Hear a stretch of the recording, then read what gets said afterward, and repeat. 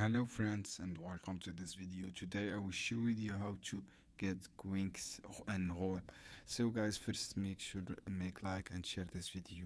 So guys, you need to up to requirement at least or level 100. So guys, to enough your depending what your Ghoul levels and some version guys the game also need to complete a few missions and before unlocking the special kindness. And when you are ready to menu, find this character skin selector, and this usually located the base either all and base of depending your factions. Now open select menu and scroll until you see kinks that at the list meet the requirement and have enough currency. Just click buy and you will instantly unlock coin. After that you can test your new power coin.